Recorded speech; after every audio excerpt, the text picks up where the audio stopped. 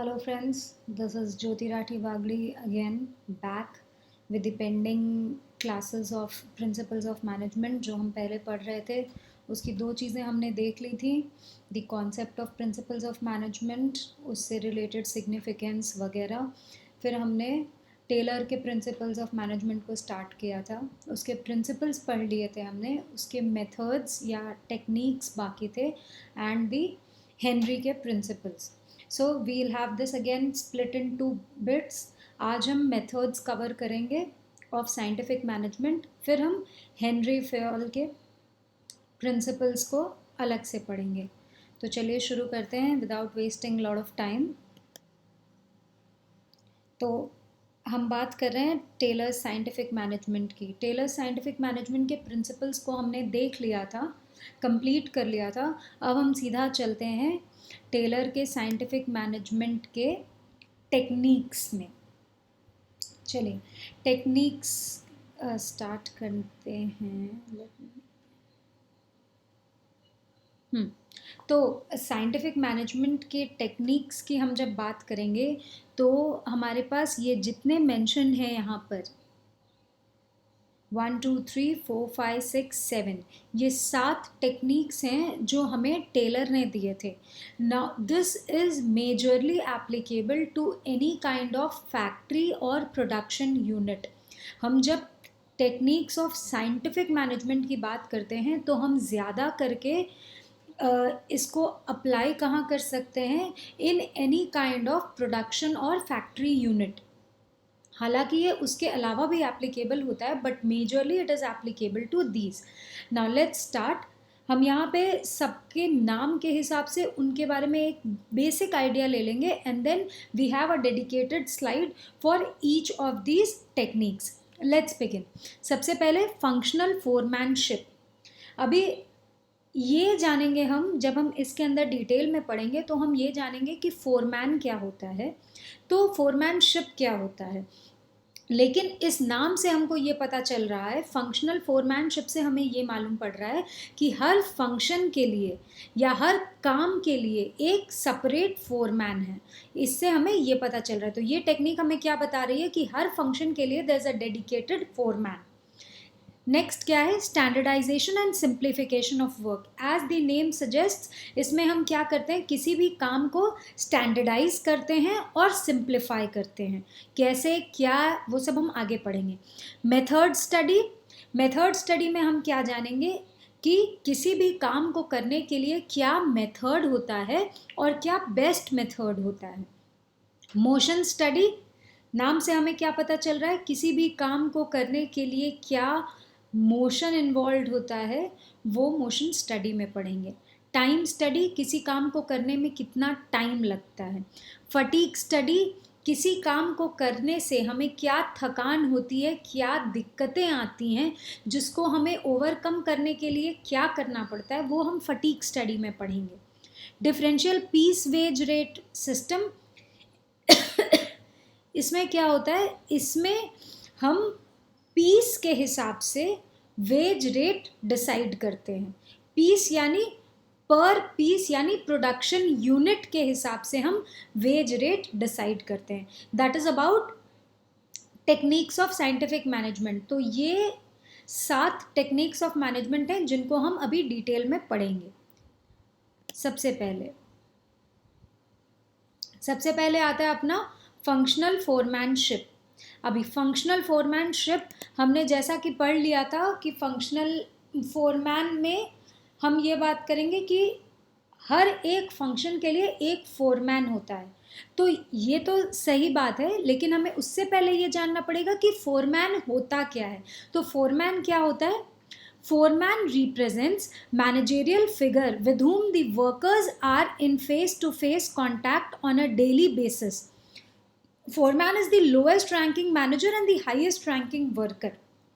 Foreman वो इंसान होता है जो बेसिकली मैनेजमेंट और रेगुलर वर्कर्स के बीच में होता है जो आदमी, तो जनरली क्या होता है, वो मैनेजरियल लेवल के सबसे नीचे लेयर पे होता है, वो होता है फोरमैन। और अगर हम वर्कर्स के पॉइंट ऑफ व्यू से देखें तो वो वर्कर्स में सबसे ऊपर होता है, वो होता है फोरमैन। तो हमें ये पता चल गया कि फोरमैन क्या होता है।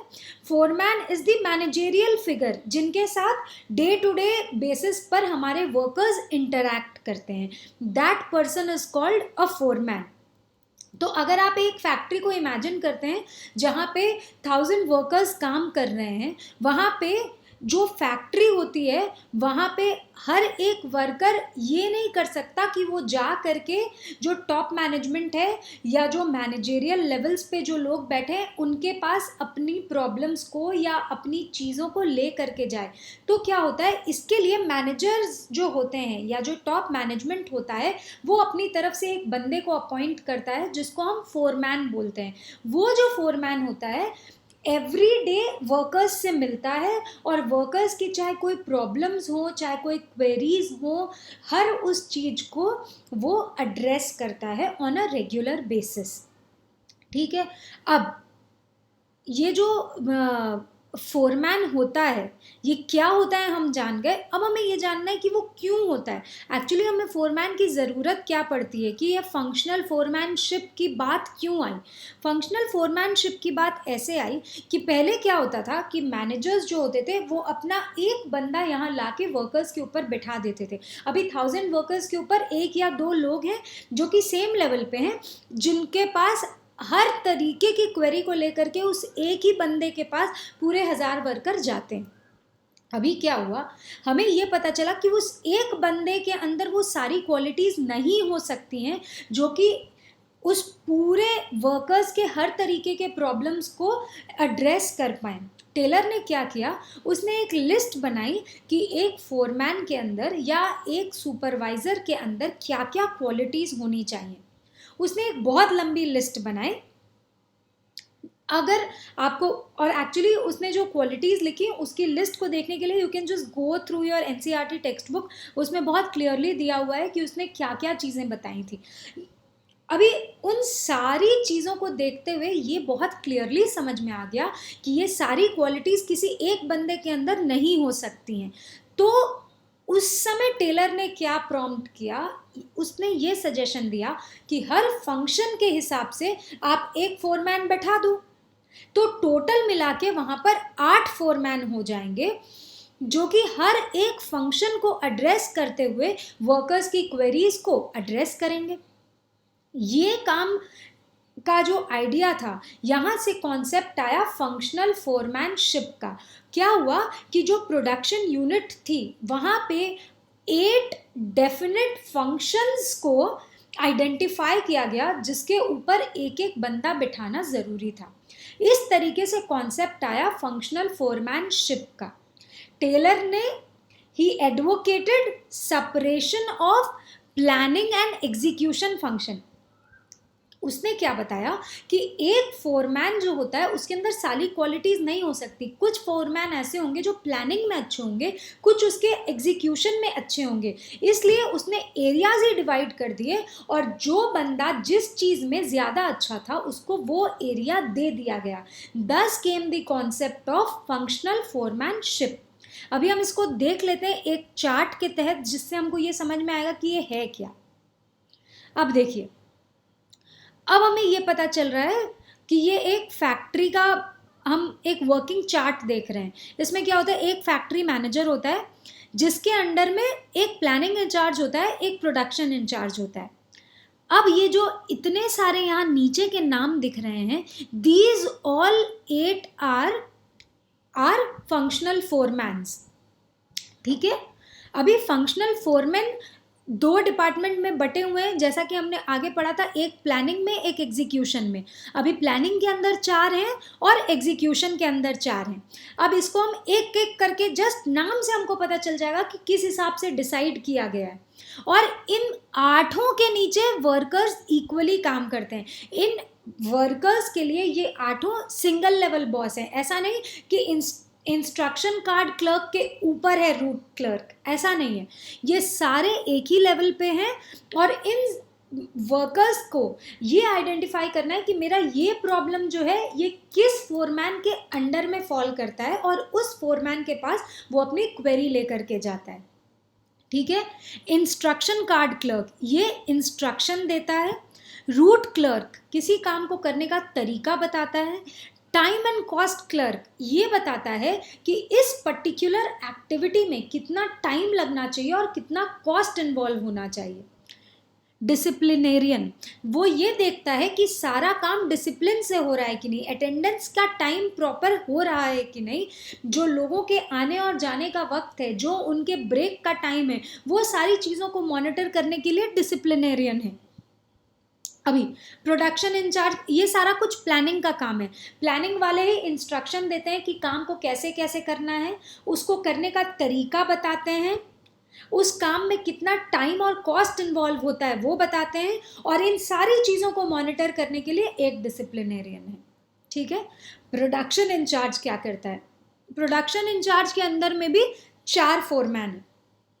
क्या क्या है? स्पीड बॉस वो ये देखते हैं कि स्पीड में काम हो रहा है कि नहीं, प्रॉपर स्पीड में काम हो रहा है कि नहीं, ज़्यादा फास्ट या ज़्यादा स्लो से इम्पॉर्टेंट है कि काम का फ्लो मेंटेन्ड रहना चाहिए। Gang boss, then comes repair boss जो कि ये देखता है कि यहाँ वर्कमैन को किसी भी काम में कहीं कोई तरीके की कोई रुकावट आई है, कि मशीनरी में कोई फॉल्ट हो गया है, उसके काम में किसी रिपेयर की ज़रूरत है, वो रिपेयर बॉस देता है। And inspector is again somebody who overlooks the production के तीनों चारों फोरमैन का काम। Thus is the concept of functional foremanship, जहाँ पर हर एक फंक्शन के लिए एक फोरमैन बिठाया हुआ है और वो सारे कामों को देखता है। इससे क्या होता है कि फैक्ट्री मैनेजर के नीचे सिर्फ अगर एक ही इंचार्ज होता तो वो जाहिर सी बात है कि वो इन 8 चीज़ों में नंबर 1 नहीं हो सकता है। हर किसी के अंदर एक बेस्ट क्वालिटी होती है, उस बेस्ट क्वालिटी के हिसाब से उसको उस फंक्शन का फोरमैन बनाया जाता है। That's about functional foremanship. ये हमने एक टेक्निक कवर कर ली। सेकेंड टेक्निक क्या है? Standardisation and simplification of work. नाम से ही ये काफ़ी इजी साउंड होता है कि भाई किसी भी काम को स्टैंडर्डाइज कर देना है और उसके बाद उसको उस हिसाब से सिंप्लीफाई करना है। Let's have a look into it. अभी स्टैंडर्डाइजेशन होता क्या है?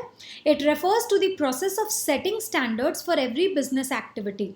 अभी क्या है कि एक बिजनेस प्रोसेस के अंदर, एक प्रोडक्शन प्रोसेस के अंदर काफ़ी सारी एक्टिविटीज़ होती हैं।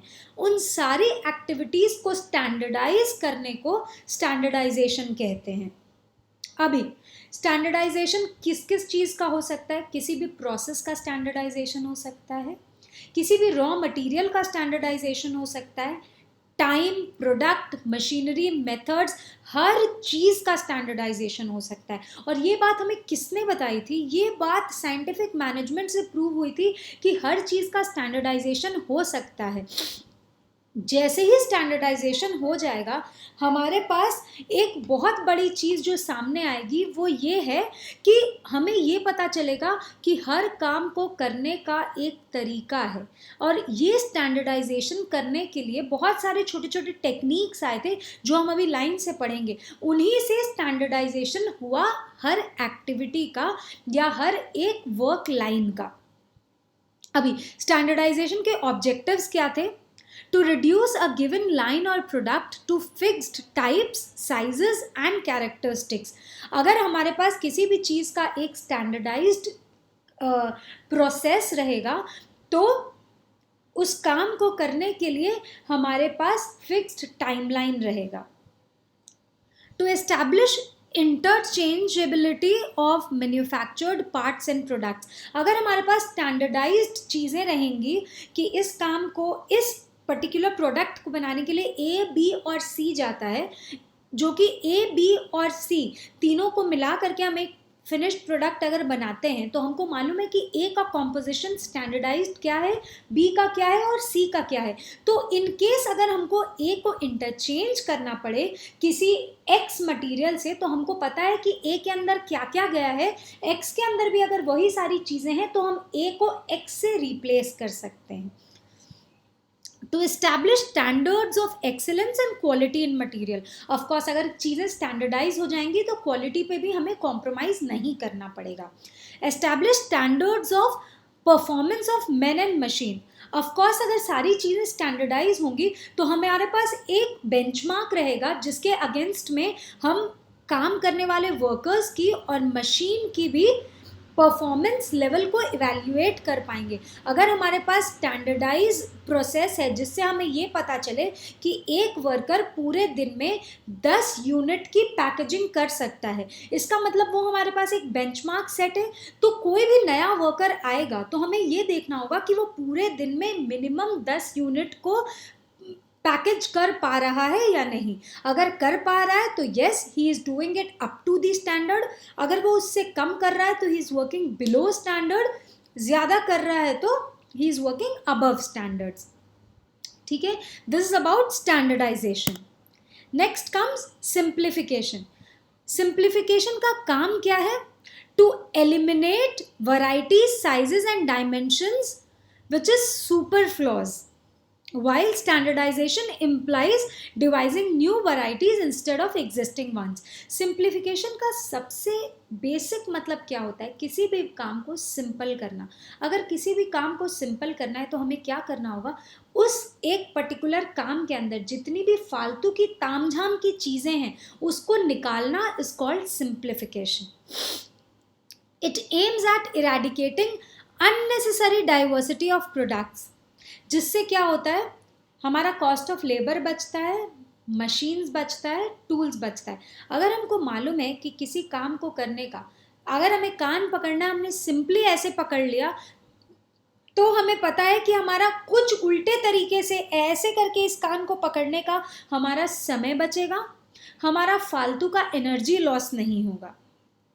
ऐसी ही चीज़ें फैक्ट्री में भी देखी जाती हैं कि अगर किसी काम को करने के लिए कोई सिंपल प्रोसेस है, हम उसको लेंगे तो हमारा कॉस्ट भी बहुत कम लगेगा, हमारा टाइम भी बचेगा। ठीक है, अभी हमें ये एक एग्जाम्पल बताया गया है कि बहुत सारी बड़ी बड़ी कंपनीज़ हैं जैसे नोकिया, टोयोटा एक्सेट्रा, जिन्होंने स्टैंडर्डाइजेशन और सिंप्लीफिकेशन को बहुत सक्सेसफुली इम्प्लीमेंट किया है। इसी के कारण आज वो उस जगह पर हैं जहाँ पर हैं। Now this particular example has been picked up by the NCERT long ago.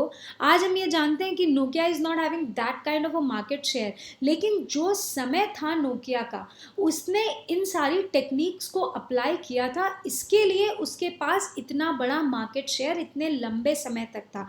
Will not get into the flaws that came in its way, और आज उसका उतना बड़ा मार्केट शेयर नहीं है। बट द फैक्ट इज जब था तो उसने स्टैंडर्डाइजेशन और सिंप्लीफिकेशन जैसे टेक्निक्स को अपनाया था। नेक्स्ट, अच्छा, हमने स्टैंडर्डाइजेशन में पढ़ा था कि बहुत सारी चीज़ों को स्टैंडर्डाइज करने के लिए भी काफ़ी सारे डिफरेंट स्टडीज़ या टेक्निक्स हैं जो टेलर ने ही बताए थे। Now one among them is method study. Method study में क्या हुआ है? मेथड स्टडी में हमें क्या पता चलता है कि हर काम को करने का there is one best way. ठीक है, अब ये कैसे पता चलता है?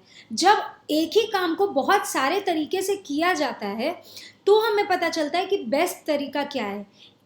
अभी अगर एक प्लांट है जिसमें एक पेन मैन्युफैक्चर होता है, the outer covering the plastic case of a pen, जैसे कि अगर if you go buy pen called Cello Gripper, उसका एक प्लास्टिक का ट्रांसपेरेंट सा कवर होता है।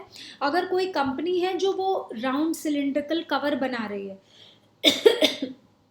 उस काम को करने के लिए उसके पास 4 मेथड्स हैं। सपोजिंग एक मेथड है जिसमें हाफ एन आवर लगता है और x amount of raw material लगता है। दूसरा मेथड है जो यूज़ करने से टाइम 1 घंटा लगता है लेकिन मटेरियल एक्स से थोड़ा कम लगता है। एक है जिसमें टाइम तो 5 मिनट लगता है लेकिन जो मटेरियल है वो 5x लगता है।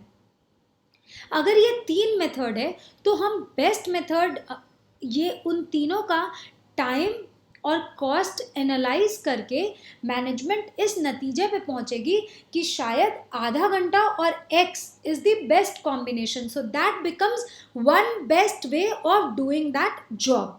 ठीक है, अब ये जो तरीका होता है to find out one best way of doing a job, ये हर लेवल पे अप्लाई होता है, right from procurement of raw material till the final product is delivered to the customer.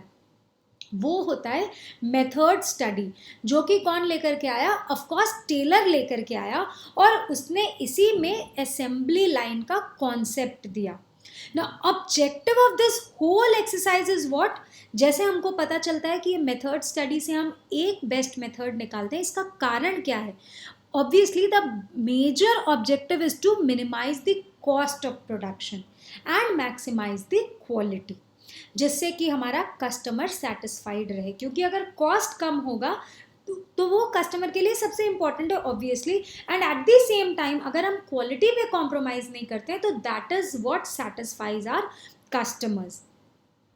ठीक है, इसके लिए बहुत सारी टेक्निक्स आई थी, जैसे process chart and operational research, जो कि यूज़ करके वन बेस्ट मेथड बताया गया। जो मैंने एग्जाम्पल लिया that was a very basic level of example, जहाँ पे हमने सिर्फ टाइम और रॉ मटेरियल की क्वांटिटी को आइडेंटिफाई किया था, but then there are many processes which involve various steps and many other things which totally complete that process. उस पूरे प्रोसेस को स्टडी करने के लिए we need different kind of process charts and operational research. ठीक है, अभी इसका एक एग्जाम्पल दिया हुआ है कि for designing a car the assembly line production would entail decoding the sequence of operations, place for main machines etcetera. ये पूरा कुछ मेथड स्टडी का पार्ट है, यानी कि अगर कार को डिज़ाइन करना है तो प्रोडक्शन लाइन को क्या क्या करना पड़ेगा, उसको सीक्वेंस डिसाइड करना पड़ेगा। ऑपरेशंस का सीक्वेंस यानी काम कैसे स्टार्ट होगा और कहाँ पे फिनिश होगा। ऐसा नहीं है कि जस्ट हमने सोचा और डिज़ाइन कंप्लीट हो गया, उसके स्टेप्स को बहुत the flow of the step is very important, कि पहले कौन सा पीस लगेगा और बाद में कौन सा पीस आएगा।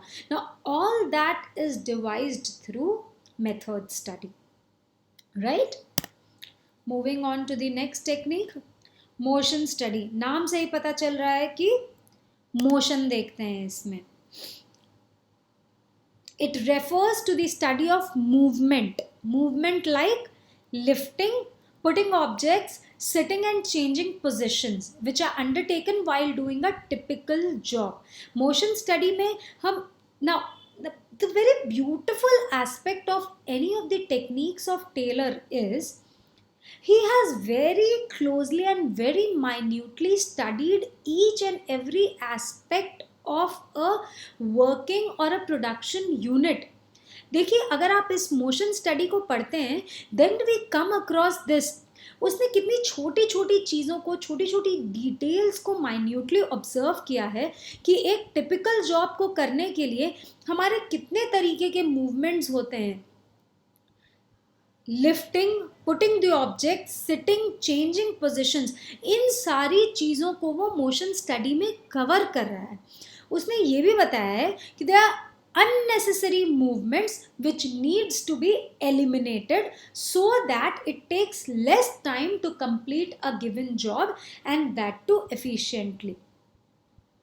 तो उसने क्या बताया, हमें टेलर ने क्या बताया कि on close examination of body motions हमें क्या पता चलता है कि there are motions which are productive, there are motions which are identical, there are also motions which are unproductive. इन सारे हमारे सारे मोशंस को a worker when he is working, उसके सारे मोशंस को उसने बहुत क्लियरली 3 कैटेगरीज में डाल दिया। There are 3 buckets of every motion, they are either productive और नॉन प्रोडक्टिव और identical. Now when you try and implement it in your day to day activity, हम जब बैठ के पढ़ाई कर रहे हैं तो भी हमारे इमोशंस प्रोडक्टिव, अनप्रोडक्टिव और आइडेंटिकल इंसिडेंटल हो सकते हैं. कैसे? प्रोडक्टिव क्या होगा कि जब हम किसी बुक को पढ़ रहे हैं, हमने पेज को पढ़ लिया, वो पेज पूरा कंप्लीट हो गया, हम उस पेज को टर्न कर रहे हैं, that is a productive motion. अभी बैठ के पढ़ते पढ़ते हम दिमाग से कहीं और जा चुके हैं and we are just flipping the pages, that is unproductive motion. Incidental motion क्या हो सकता है? जब हम पढ़ रहे हैं और उस पर्टिकुलर पेज के अंदर में कोई एक ऐसा टॉपिक आया which is important and we feel like underlining that particular sentence, that is incidental motion. Such is the motion study of we studying. तो वैसे ही उसने जब वो फैक्ट्री में रहता है और दिन भर लोगों को ऑब्जर्व कर रहा है, then he comes out with a motion study and classifies every motion in these 3 buckets. और उसने क्या किया? He use stop watches and various symbols and colours to identify different motions. ठीक है, ये उसने किया मोशन स्टडी में. अभी मोशन स्टडी के बाद नेक्स्ट क्या आता है? Time study. टाइम स्टडी जो हमने देखा था कि मोशन स्टडी में उसने स्टॉप वॉच यूज करना स्टार्ट किया.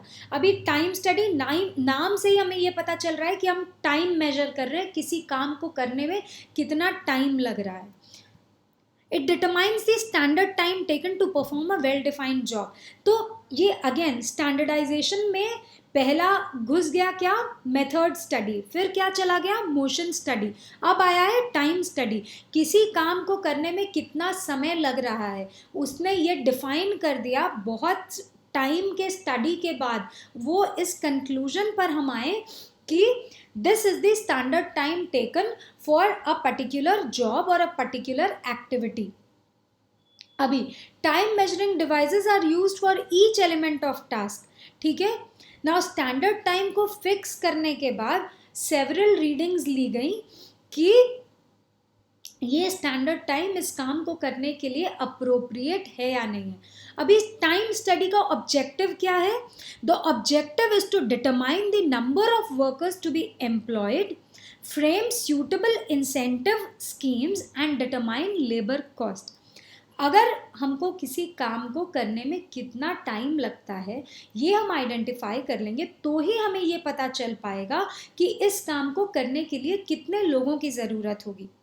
Suppose there's an order with a company to deliver 1000 products. अब इस 1000 products को units of a particular product. Suppose we take an example of a soap manufacturing company जिसको एक order मिला है कि 1000 units of a particular bathing soap is to be delivered. अब इस ऑर्डर को पूरा करने के लिए कितना टाइम लगेगा ये तो मैनेजमेंट को बताना पड़ेगा. Then they will receive the order. What will the management do? Management will come down and ask the concerned people कि 1000 pieces of this bathing soap इसको बनाने के लिए हमें कितना टाइम लगेगा. अब the concerned people can tell this. Why? Because they know कि एक सोप को मैन्युफैक्चर करने के लिए स्टैंडर्ड टाइम कितना लगता है. अगर हमें ये पता चल गया कि एक सोप को मैन्युफैक्चर करने के लिए it takes suppose 15 minutes. Now I know कि एक दिन में कितने सोप्स मैन्युफैक्चर हो सकते हैं. If it is 15 minutes per soap, I know 1000 soaps को मैन्युफैक्चर करने के लिए how much time do I need.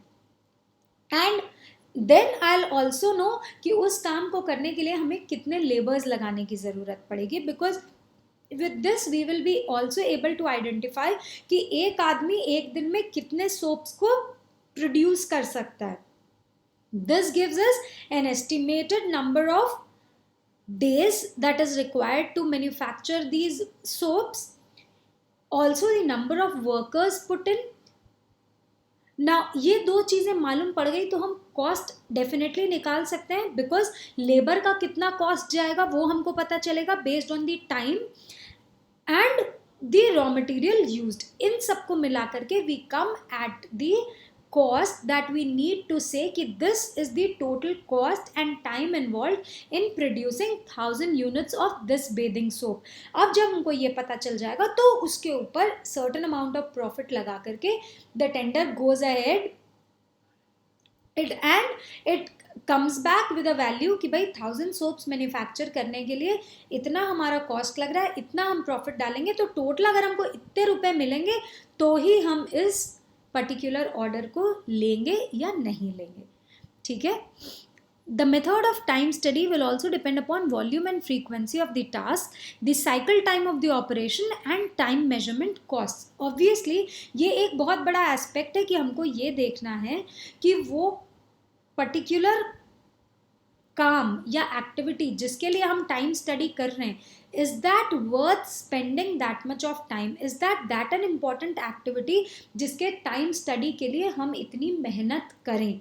अगर वो एक इतना इम्पॉर्टेंट टास्क ही नहीं है जिसके टाइम को हमको स्टडी करके और ये स्टैंडर्ड टाइम लाने की ज़रूरत पड़े, we will not waste our resources there.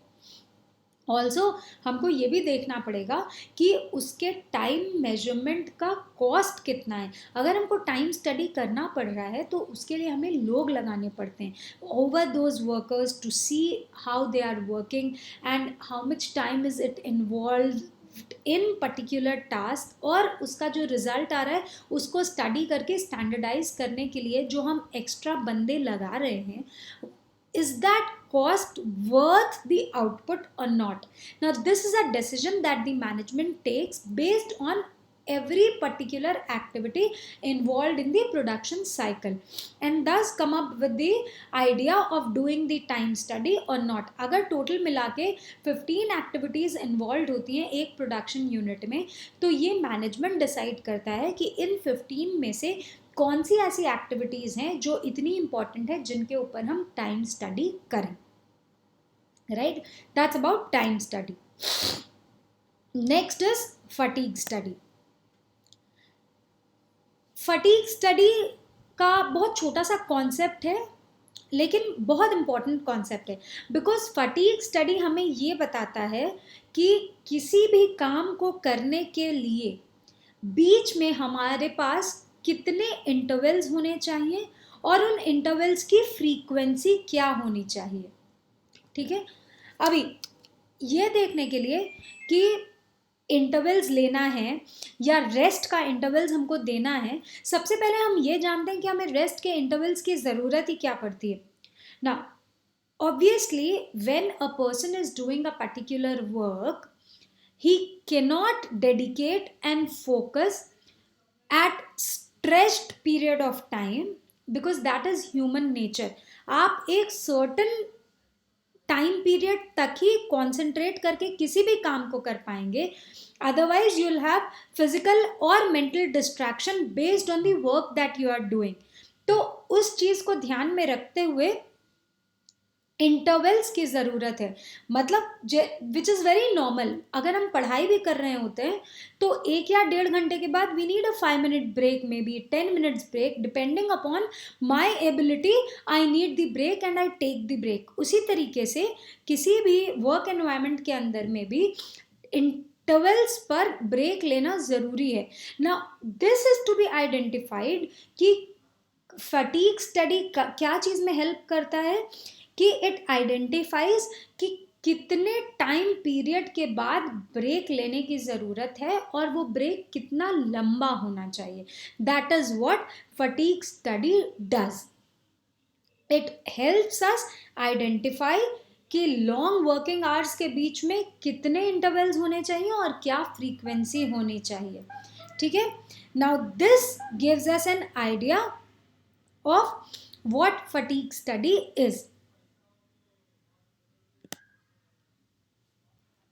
Next and the last technique is differential piece wage system. नाम से ही पता चल रहा है कि पीस के बेसिस पर जब हम वेज सिस्टम बनाते हैं, that is called differential piece wage system. उन्होंने ये बात बहुत क्लियरली कह दी कि अगर दो बंदे एक ही काम को कर रहे हैं तो हमें ये आइडेंटिफाई करना बहुत ज़रूरी है कि कौन एफिशिएंट है और कौन नॉन एफिशिएंट है, because based on that if we do not give them reward then there is no point in that one person doing his extra bit and becoming more efficient. अगर उसे हम उसकी efficiency के हिसाब से पैसे नहीं देंगे या रिवॉर्ड नहीं देंगे तो फिर वो भी एफिशिएंटली काम नहीं करेगा. This was very clearly brought out by mister Fayol. अब ये differential piece wage rate system लाने के लिए क्या करना पड़ेगा? The standard time and other parameters should be determined on the basis of the work study discussed.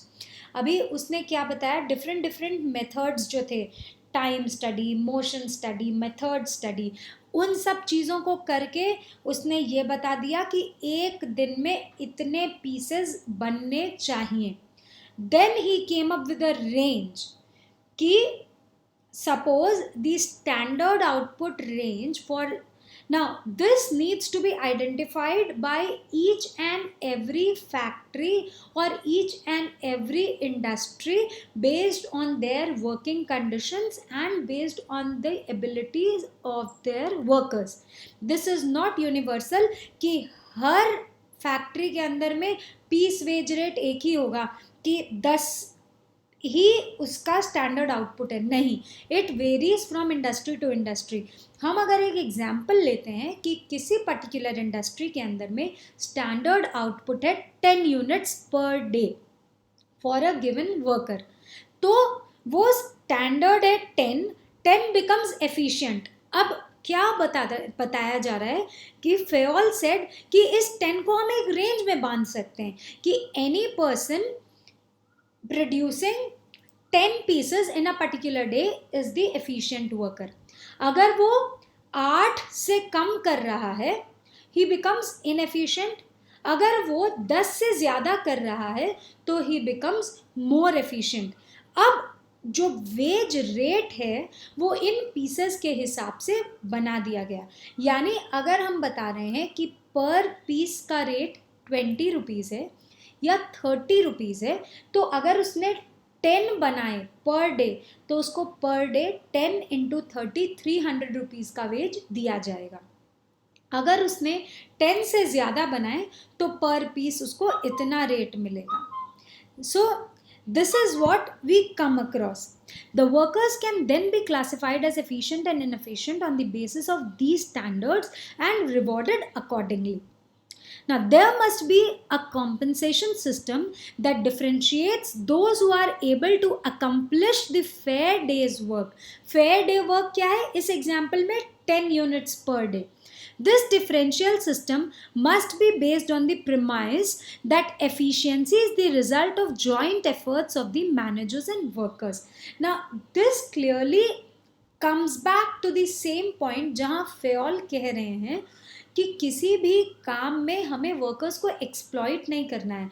This should show कि अगर हम एफिशिएंटली डे रेट फिक्स कर दे रहे हैं based on the fair day, तो वर्कर्स को भी ये पता चल रहा है कि मैनेजमेंट को ये दिख रहा है कि अगर हम 10 से ज़्यादा कर रहे हैं तो हमारी एफिशिएंसी से ज़्यादा काम कर रहे हैं हम, and that is why management is rewarding me based on that. और मैनेजमेंट को भी इससे डेफिनेटली बेनिफिट हो रहा है, तो management is also sharing the bit of the benefit that it is giving. Thus comes the differential piece wage system, जहां again Fayol ने बहुत क्लियरली बताया कि reward should be shared between the management and the workers. The workers should feel that the management is caring for them, and the management should also care if the workers are putting in some extra effort. This is about differential piece wage system. हमने सारी techniques cover कर ली, right from the first one which was functional foremanship, coming to standardization and simplification, then motion study, time study, fatigue study, and differential piece wage system. This completes the techniques of scientific management. With this, we are left with just one bit, which is a very small bit of the next set of principles that we would take up in the next session and not burden this. Till such time, आप इसको पढ़िए, go back to your NCERT textbook, read this after going through this video, and come back if you and leave any kind of problem that you have in the comment box. We'll take that up in the next session. ठीक है, till then it's me Jyoti Rathi Bagdi signing off. Happy studying, stay safe, bye bye.